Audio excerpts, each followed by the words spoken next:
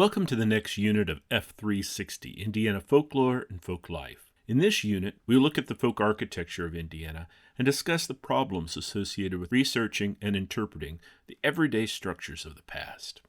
First, let's talk about the problem of survival with historic architecture. I've seen a recurring pattern in the preservation of historic buildings. People save and restore the houses of the rich, the elite. My mentor Warren Roberts called them the 5%. Leaving the 95%, the everyday people, almost invisible from the historical record. He argued this nearly 50 years ago before folks ever started talking about the 1%ers. Anyway, buildings such as this Italianate house from New Carlisle, Indiana, a building of the elite, it survives, but the structures of the poor are erased from the landscape for the most part. Over and over, the everyday buildings of the poor, the overlooked, the average person, fall into disrepair and are lost. So what? Why does this matter?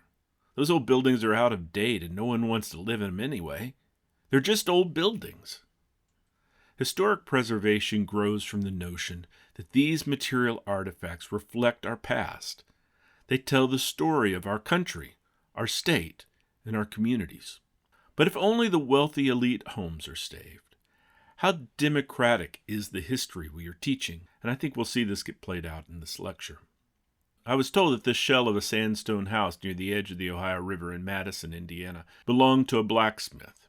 He would work in his shop, and supposedly, when it was safe for runaway slaves to cross, he would tap out a signal on his anvil. I don't know if that story's true, but this early sandstone dwelling is amazingly rare in southern Indiana, and it probably won't survive much longer. This log house that I drove past one day in Bowling Green, Indiana, that dates from the 19th century, was destined to be destroyed. It was torn down maybe a week after I drove past. I understand that we can't save everything, but folklorists often work with preservationists to document, study, and preserve these everyday buildings, what we call vernacular architecture. You'll want to remember that term, vernacular architecture. The word vernacular comes from linguistics, which means how things are spoken by people in a particular place. The concept of vernacular architecture grows from the same perception. Vernacular architecture emerged as a study of the buildings of ordinary folks, not just the elite or the monumental structures, as what are so often preserved. Nevertheless, as I said, I've seen it over and over.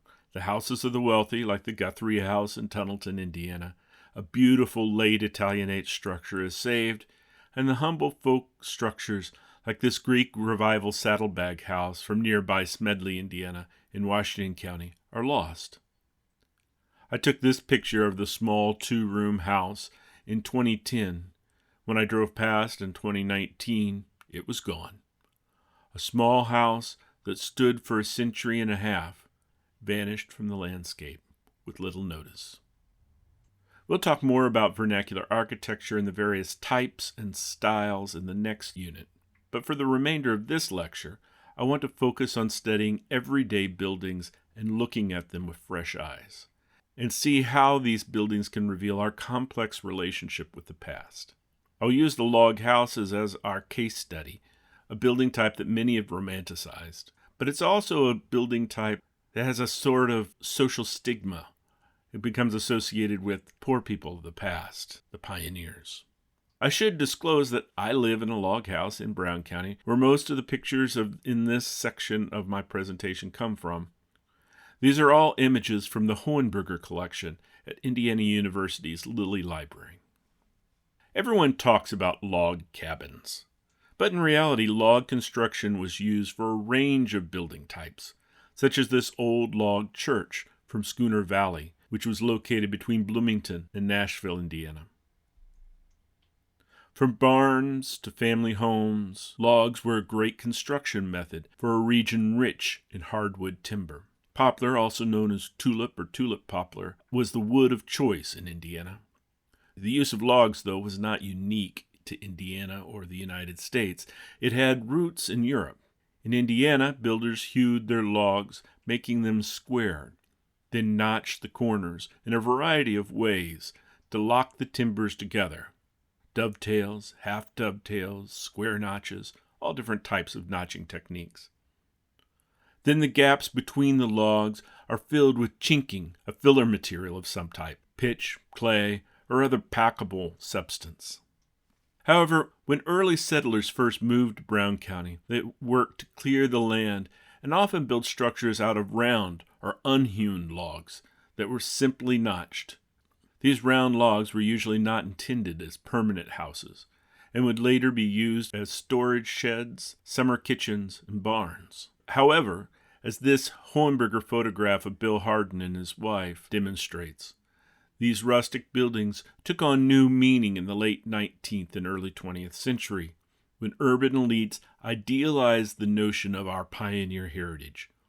Often families were asked to pose in front of these old houses that had long been replaced by buildings of newer hewn or frame construction, like this image of William Lucas and his large family in front of this small house.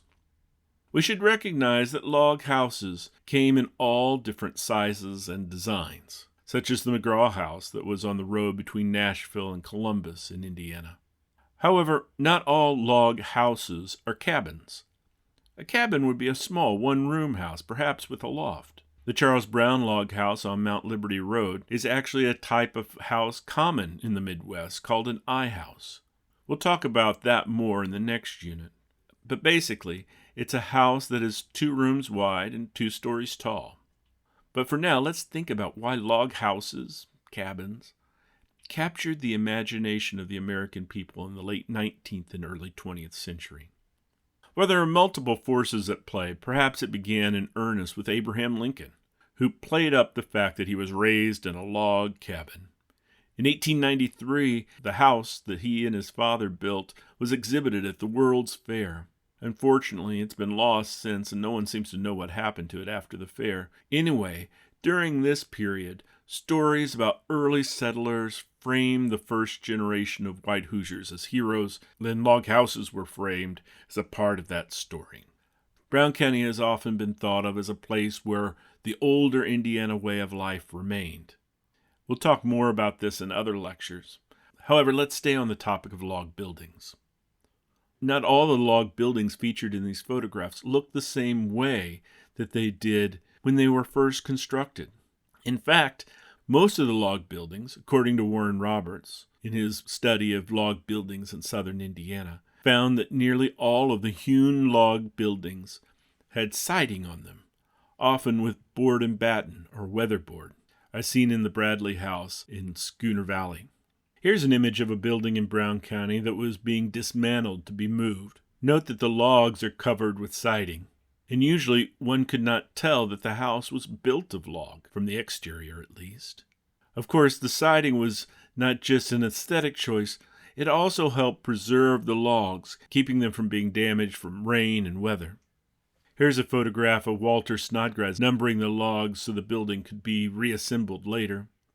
Note the long boards running perpendicular to the logs. These furring strips would hold the boards that covered the logs. As we started, there was a lot of variation in the construction of log buildings. This cantilevered log house in Jasper down in Du Bois County is an example.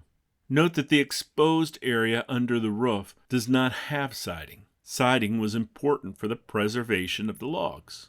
But siding also took extra labor and extra tools. They had to be sawed, they had to be rived, they had to be worked down, where the logs could just be hewn. So what? Why does all this even matter? Let me share another story about another log house from near the Crawford-Du Bois County line. Several years ago, I was partnering with Indiana State Parks to do several public programs. I went to Patoka State Park, or State Recreation Area, as a potential site for an event. When I got there, I noticed this beautiful log house. I went up to look at it, and the logs were nearly pristine. It looked like it had just been built. It showed no signs of weathering. I told the interpretive naturalist at the park that the log house must have had siding on it. She said, "Oh, yes, it did, but they had burned it because they wanted folks to see the original log building." I argued back that this log house had had siding on it from the beginning. You could tell that it hadn't been subject to the elements. You can even see the square-cut nail holes from the weatherboard siding that once covered it. She looked at me kind of puzzled. The park wanted to exhibit a log structure that confirmed our notions of pioneer life. However, the Maori family and the house they built did not fit into their preconceived ideas. Here's a photograph of the Maori family from about 1900. Note the siding on the house, the gliding swing in the front yard, and the picket fence encircling a landscaped yard. The Maori were contemporary people for their time, who just happened to live in a house appropriate to its time that was built of logs. Folklorists attend to what they call the politics of cultural representation. You'll want to remember that as well. The politics of cultural representation. That is, how people are represented both today and in the past. The Maori family deserves to not be a token pioneer, no more so than we should make any group of people a stereotype of what our belief systems want them to be. While the American pioneer was cast as a kind of hero, they are also too easily assumed to be simple, backwards. The building was not erected by a lone man with an axe on his shoulder. It took specialized tool and specialized knowledge to build in log, and they were probably professionals who worked with this family to build this artful structure. It deserved to be presented as the makers and as the family built it originally. In this lecture, I've introduced the topic of vernacular architecture and how many of the houses of the rich are saved as examples of important local history, but the everyday dwellings have mostly been erased from the landscape. Using historic photographs, we studied the diversity of log construction in Brown County and how the siding was systematically removed from these folk houses. Continuing our consideration of the topic, we studied the case of the Maori log house and how Indiana state parks changed the way we looked at it.